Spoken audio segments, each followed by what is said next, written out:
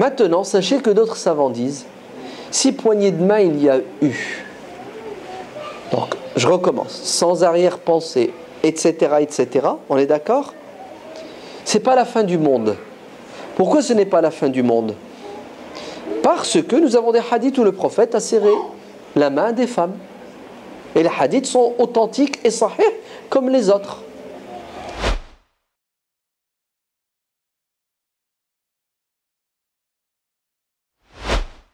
Au contraire, le serrage de main entre un homme et une femme n'est pas interdit, jusqu'à preuve du contraire. Est-ce la fin du monde de serrer la main d'une femme? Non, c'est pas la fin du monde.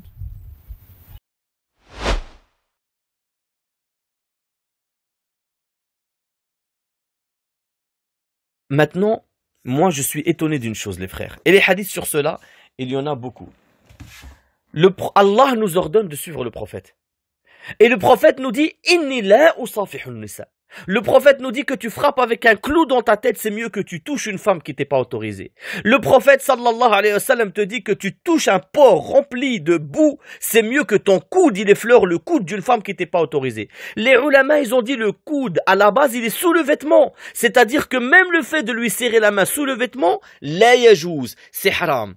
On a vu que le hadith qui dit que le prophète, il serrait la main sous les vêtements, c'est un hadith qui est faible. Et subhanallah, bien sûr, tu vas trouver certains menteurs qui vont te ramener quoi comme hadith? Ils vont te parler de Sulaym. Ils vont te parler de Sulaym, pourquoi? Parce qu'un hadith qui est dans Sahih al-Bukhari, عن أنس أن سليم كانت تبسط للنبي صلى الله عليه وسلم نطعا فيقيل عندها على ذلك النطع قال فإذا نام النبي صلى الله عليه وسلم أخذت من عرقه وشعره فجمعته في قارورة ثم جمعته في سك فقال فلما حضر أنس ابن مالك الوفاة أوصى أن يجعل في حانوته من ذلك السك قال فجعل في حانوته.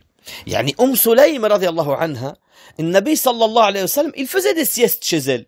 Et des fois, il faisait des siestes chez elle, elle venait, elle prenait la sueur de son dos. Ils vont te dire, mais regarde, Sulaym, elle a touché le prophète sallallahu alayhi wa sallam. فهمت?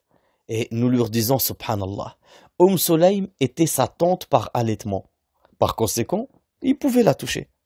Par conséquent, il pouvait la toucher. Et revenez au sharh de Sahih al-Bukhari.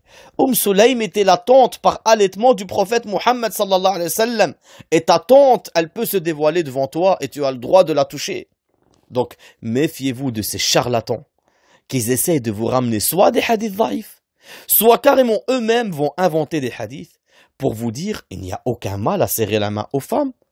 Comment il n'y a aucun mal? Allah ne t'a-t-il pas ordonné d'obéir au prophète Muhammad sallallahu alayhi wa sallam, et le prophète Muhammad t'interdit de serrer la main aux femmes et te dit inni la usafihun nisa. Je ne serre pas la main aux femmes. Et subhanallah, yani certains, ils vont aller jusqu'à te dire oui, mais nous, notre niyya, elle est bien. Et à partir du moment que ta niyya, elle est bien, l'acte, il devient halal. Subhanallah. Ça veut dire que si toi, ta niyya, elle est de bien nourrir tes enfants, que tes enfants vivent bien, donc tu as le droit de voler. Ta niyya, c'est de nourrir tes enfants.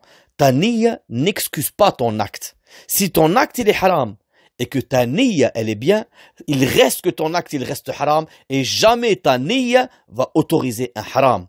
Par conséquent, barakallahu fikum, ne tombez pas dans les pièges des charlatans ignorants qui vous appellent à transgresser Allah, et suivez le Coran ou Sunna, et sachez que le Coran ou Sunna interdisent à l'homme de serrer la main d'une femme étrangère à lui.